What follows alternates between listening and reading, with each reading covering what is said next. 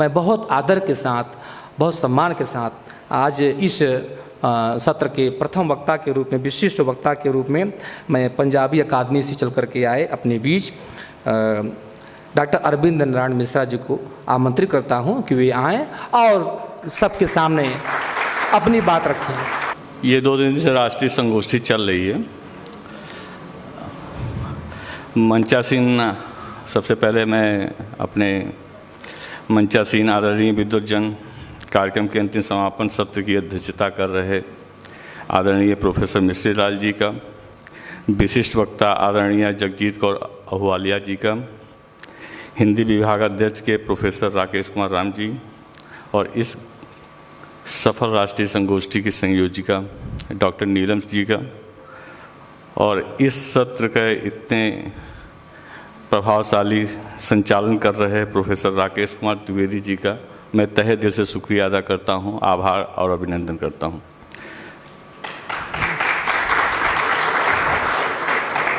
हमारे इस मंच के सम्मुख बैठे आदरणीय अध्यापकगण, प्रिय छात्रगण का भी मैं दिल से बहुत बहुत और कोट कोट आभार व्यक्त करता हूं, जो अपने बहुमूल्य समय में से अपना ये अमूल्य समय प्रदान कर इस राष्ट्रीय संगोष्ठी के सफल और व्यापकता में उनका जो अतुलनीय योगदान है उसके लिए भी कोट कोट प्रणाम। पंजाबी एकेडमी की तरफ से बहुत बहुत आभार। ये हमें आप प्रेरणा देते हैं कि इस संगोष्ठी की निरंतरता हम करते रहें। बहुत बहुत आभार। मैं समझता हूँ कि इस 2 दिवसीय में जो हमारे इतने मूर्धन्य और आदरणीय विद्वज्जनों ने काफ़ी कुछ कहा, और जो कुछ बचा था इति सिद्धम के रूप में हमारे प्रोफेसर राकेश कुमार द्विवेदी जी ने उसको पूरा कर दिया। अब मैं नहीं समझता कि कुछ बचा है। अगर मैं अब कुछ बोलूं तो एक तरीके से पुनरावृत्ति होगी, पर चूँकि हमको बोलने का आदेश प्राप्त हुआ है तो हम छोटा सा ही एक संक्षिप्त करेंगे, और अगर वो पुनरावृत्ति हो तो एक तरीके से उसको रिवीजन समझ करके हमें माफ़ करें। गुरमत साहित्य के सबसे बड़े स्रोत श्री गुरु ग्रंथ साहिब में निर्गुण और निर्गुण संत परंपरा की ज्ञान से इस शाखा में संतों की वाणी का विकास संकलन है, और बहुत ही विशाल और गूढ़ है ये विषय।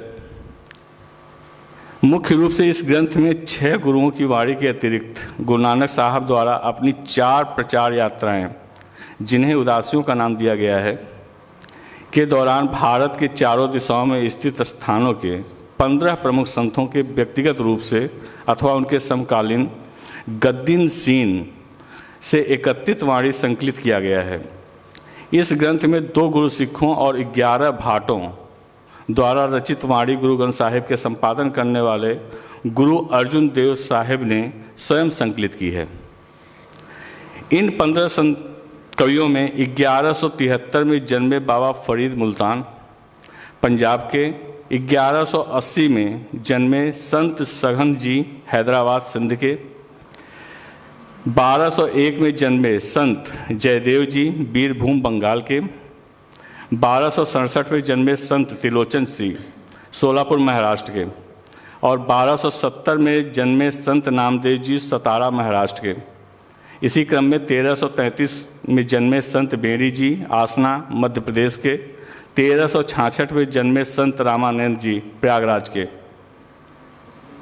1378 में जन्मे संत रविदास जी काशी उत्तर प्रदेश के, 1390 में जन्म लिए संत सैण जी बांधवगढ़ राजस्थान के, और 1398 में जन्मे संत कबीर जी काशी उत्तर प्रदेश के, 1415 में जन्मे संत धन्ना जाट जी टांक राजस्थान से, 1426 में जन्मे संत पीपा जी कोटा राजस्थान से, 1480 में जन्मे सूफी संत भीखन जी लखनऊ उत्तर प्रदेश के, 1483 में जन्मे संत परमानंद जी सोलापुर महाराष्ट्र के, और लास्ट में 1529 में जन्मे संत सूरदास जी ब्रज क्षेत्र के, जो कि उत्तर प्रदेश में है।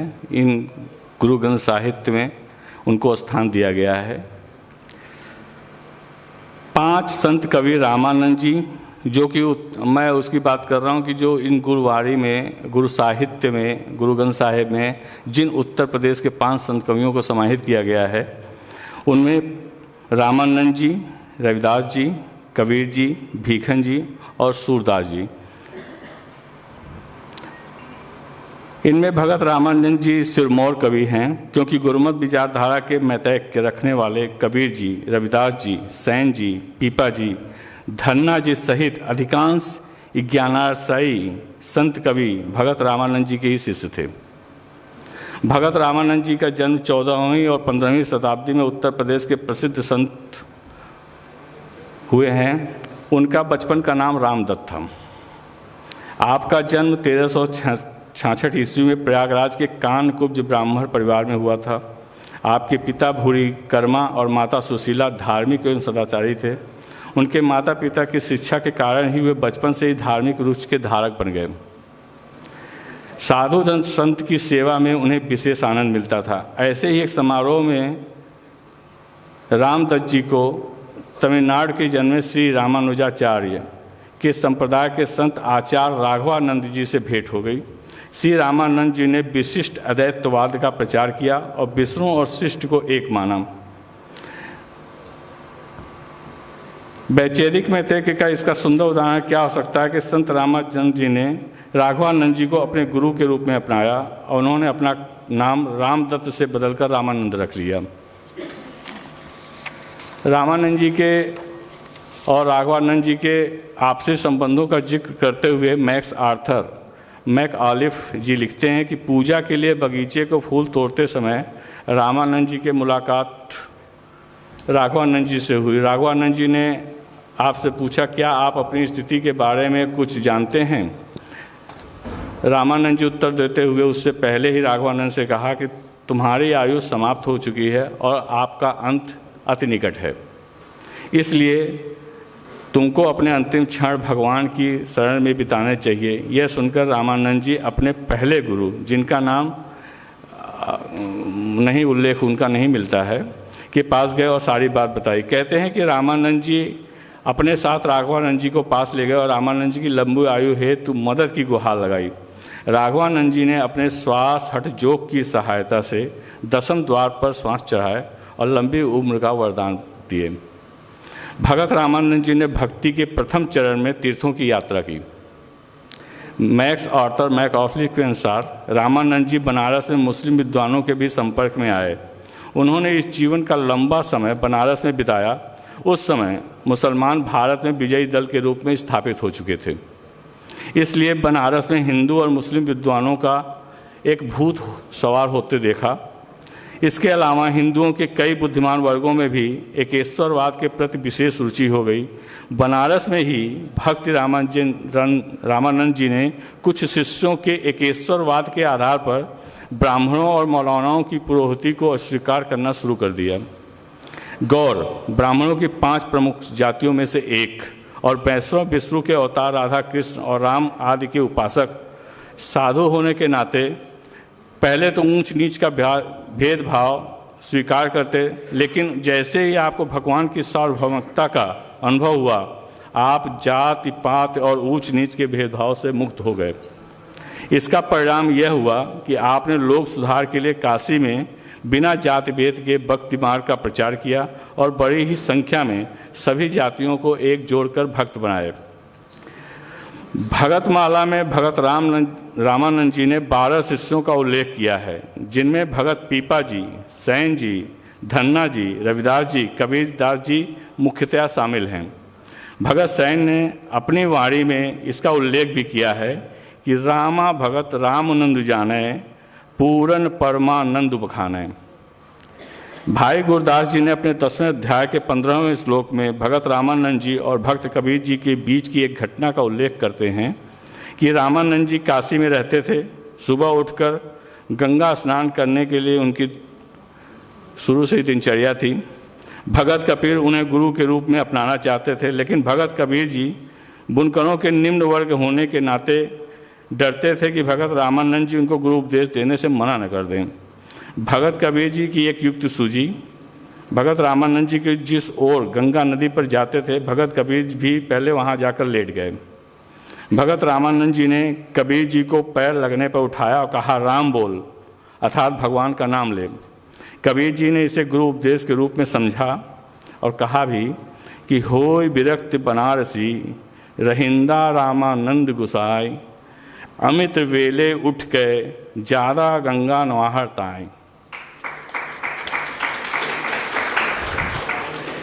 आगे कहते हैं कि अगो ही दे जे काय, लंबा पिया कबीर तिथाय, पैरे टम्ब उठा लिया, बोलो राम सिख समझाए।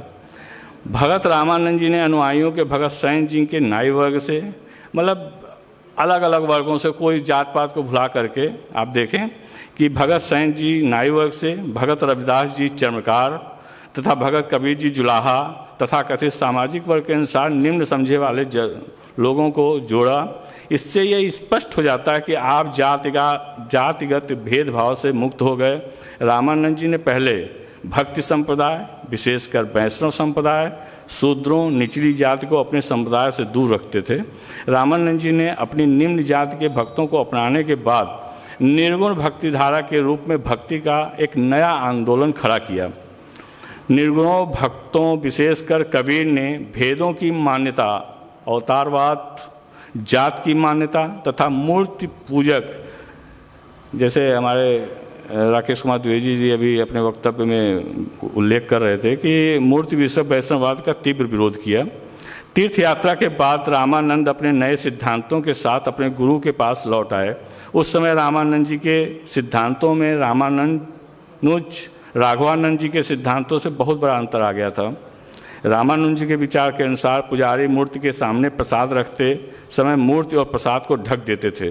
बाद में खाना बनाने वालों को अलावा अन्य लोगों को भोजन छिपाना जरूरी हो गया। रामानंद जी ने इस बातों से असहमति व्यक्त की और इस कारण उनके साथियों ने उन्हें धर्म से बहिष्कृत करने की तैयारी कर ली, लेकिन उनके गुरु ने उनके नए धर्म का पालन करने की अनुमति दे दी।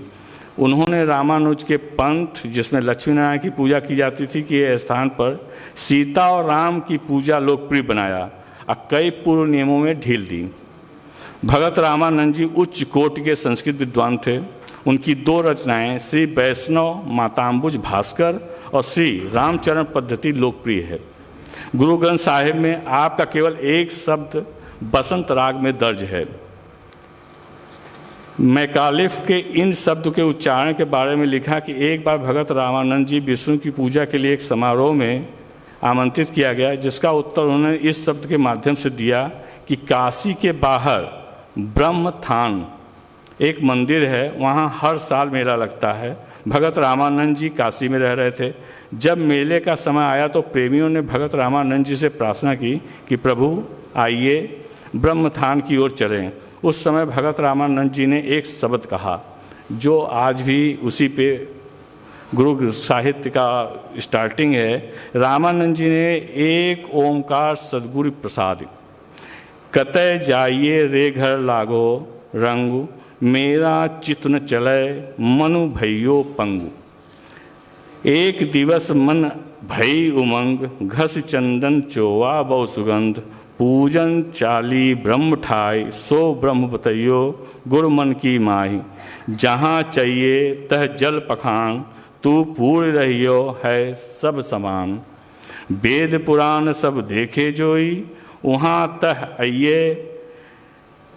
जाइए वह इहा न होई। सत्य गुरु मैं बलिहार तोर, जिन सकल बिकल भ्रम काटे मोर। रामानंद सुआय रहत भ्रम, गुरु का शब्द काटे कोटि करम। इसका अर्थ है कि अब हृदय घर में ही मौज बन गई है, मेरा यह मन डोलता नहीं, हृदय स्थिर हो गया है। एक दिन मेरे मन में भी यह चाहत पैदा हुई, मैंने चंदन घिसा, इत्र व अन्य कई सुगंधियाँ ले ली और मैं मंदिर पूजा करने चल पड़ी। हे सद्गुरु, मैं तुझसे सदके जाता हूँ जिसने मेरे भ्रम जाल दूर किए हैं। रामानंद का मालिक प्रभु हर जगह मौजूद है और गुरु के माध्यम से मिलता है, क्योंकि गुरु का शब्द करोड़ों किए बुरे कर्मों का नाश कर देता है। केवल गुरु का नाम लेने से और उनके शरण में आ जाने से ही पाप धुल जाते हैं। इस शब्द में सन्निहित विवरण सगत रामानंद जी की विचारधारा को भी दर्शाता है। निसंदेह यह विवरण उनकी पूर्व की मूल जीवन शैली के विपरीत है और कई लोगों के लिए संशय का कारण बनता है, परंतु उनके पद में कोई भी विचार गुरुमत के विपरीत नहीं है। ये पद पूर्णतः गुरुमत अनुकूल हैं। रामानंद स्वामी रमत ब्रह्म का अर्थ है रामानंद के भगवान ब्रह्म हर जगह हैं। मंदिर में जाकर चोआ अंदन अगर तेल और चंदन के साथ पत्थर की मूर्ति की पूजा करने की कोई आवश्यकता नहीं है। मज़ारों पर जाने से मन के विश्वास के भ्रम नहीं कटते। गुरु की शरण लो। गुरु ही बताते हैं कि भगवान हृदय मंदिर में निवास करते हैं। ईश्वर हर जगह निवास करता है। गुरु का शब्द ही करोड़ों बुरे कर्मों के संस्कारों को नष्ट करने में सक्षम है। और इन शिष्यों ने 15वीं शताब्दी के 18वीं शताब्दी के मध्य 15वीं शताब्दी से 18वीं शताब्दी के मध्य सिख गुरुओं की इस विचारधारा को आगे बढ़ाया और सिख मत के रूप में एक विशाल पंथ को तैयार किया। यही है गुरमत साहित्य। अब मैं ज़्यादा समय नहीं लूँगा क्योंकि और भी वक्ता है हमारे आदरणीय विद्वज्जन। मैं इसी के साथ अपने शब्दों को विराम देता हूँ। बहुत बहुत एक बार फिर से आपका सादर नमन। धन्यवाद। बहुत बहुत धन्यवाद सर। दृग उर्झत टूटत कुटुम जुरत चतुर चित प्रीति परत गांठ दुर्जन हिये दई नई यह रीति। बिहारी का यह दोहा है जिसमें बिहारी कहते हैं दृग उर्झत, आंख के उलझते ही टूटत कुटुम, परिवार टूट जाता है। किस संदर्भ में कहा? अभी मैं कहा कि दृग उर्झत टूटत कुटुम, जैसे ही नेत्र किसी से लड़े। प्रेम का विरोध किसी ने नहीं किया। प्रेम का विरोध कोई कर भी नहीं सकता, चाहे संत हो, भक्त हो, ज्ञानी हो, महात्मा हो, कोई भी हो। भगवान ने नहीं किया तो बाकी क्या करेंगे। दृग उर्झत टूटत कुटुम, दृग के लड़ते ही परिवार टूटने लगा, टूट गया, टूटने के कगार पे पहुंच गया। क्योंकि प्रेम जाति पाति तो देखता नहीं, प्रेम ऊंच नीच तो देखता नहीं। परिवार का पैमाना अलग होता है, प्रेम का पैमाना अलग होता है। हमारे ही देश में आज भी जिससे हम प्रेम करते हैं उससे विवाह नहीं कर पाते, जिससे विवाह करते हैं उससे प्रेम नहीं कर पाते, प्रेम होता ही नहीं। तो बिहारी कहते हैं दृग उर्झत टूटत कुटुम, टूटता है तो टूट जाने दो। दृग उर्झत, जिससे प्रेम हो जाए डंके की चोट पे प्रेम करो। टूटत कुटुम, अगर कुटुंब के लोग अनुमति नहीं देते हैं तो जरूरत नहीं है आज्ञा लेने की, तुम्हारा जीवन स्वतंत्र है। कुदरत ने तुम्हें जीवन दिया है, स्वतंत्र है, तुम स्वतंत्र हो। कुदरत ने एक जीवन दिया है, जिससे दिल आ गया, जिस पे मन जिससे मिल गया उससे प्रेम कर लो। जाति धर्म रीति रिवाज के बंधन तो सदा से रहे हैं, रहेंगे। हीर राज की बात हो रही थी, लैला मजनू की बात। जब प्रेम की बातें होती तो इनके उदाहरण दिए जाते हैं, क्योंकि प्रेम बड़ा क्रांतिकारी होता है। और ये नहीं कि यहू निभ जाए, यहू निभ जाए, प्रेम भी निभ जाए, नहीं हो सकता। कि आप घर वालों को भी प्रसन्न रखिए, प्रेमी को भी प्रसन्न रखिए, उसको भी प्रसन्न रखिए, मोदी जी को भी प्रसन्न रखिए, नहीं हो सकता। तो दृग उर्झत टूटत कुटुम, और क्या कहा? जुरत चतुर चित प्रीति। ये प्रेम चाहे लौकिक हो या परमार्थिक, दोनों के लिए है। क्रांति, दोनों में क्रांति जरूरी है। क्रांति घटित नहीं होती है तो असली प्रेम नहीं है, वो चाहे भगवान से हो या व्यक्ति से हो। जुरत चतुर चित प्रीति, चित्त, दोनों के चित्त में प्रीति का समुद्बाद हुआ, मतलब उदय हुआ, प्रीति का अंकुरण हुआ। प्रीति के अंकुरण से दो लोग जुड़ते हैं, दो तत्व जुड़ते हैं, जीवात्मा परमात्मा, दो व्यक्ति जुड़ते हैं। अब प्रीति, जहां प्रीति का अंकुरण नहीं होगा वहां व्यक्ति जुड़ ही नहीं सकते, चाहे जितना आप कर्म कर लीजिए। जुरत चतुर चित प्रीति। और क्या, कितनी सुंदर बात कही। बिहारी बहुत उम्दा कलाकार थे, रीतकाल के कवि हैं। मैं विषयांतर नहीं कर रहा हूँ, अभी विषय पर लाके पटक दूंगा, ये मेरी कला है। तो जुरत चतुर चित प्रीति। अब फिर क्या कहा, परत गांठ दुर्जन ही। जब आप प्रेम में क्रांति करेंगे ना तो किसी को अच्छा नहीं लगेगा, सारा ज़माना आपके विरोध में खड़ा हो जाएगा, FIR दर्ज हो जाएंगे, बहुत सारी चीज़ें हो जाएंगी। परत गांठ, अब क्या कहा, दुर्जन ही है। गांठ किसके हृदय में पड़ेगी, दुर्जन के हृदय में। क्यों, दो कारण है, वह किसी से प्रेम कर नहीं सकता, उसके बूते की बात नहीं है। दूसरा, उसके हृदय में किसी के लिए प्रेम हो नहीं सकता, दुर्जन है। दुर्जन को कौन प्रेम करेगा, कोई करेगा क्या, करेगा तो मजबूरी में करेगा, सहज भाव से नहीं करेगा। तो कहा परत गांठ दुर्जन ही ये। जब दो सच्चे लोग प्रेम करते हैं तो दुर्जन के हृदय में गांठ बन जाती है, गांठ पड़ने लगती है कि अरे बड़ा चक्कर चल रहा है, क्या बात है। परत गांठ दुर्जन ही ये, क्योंकि उसे तो कोई पसंद कर नहीं रहा है, वो सोचता है कि उसे भी कोई प्रेम करे।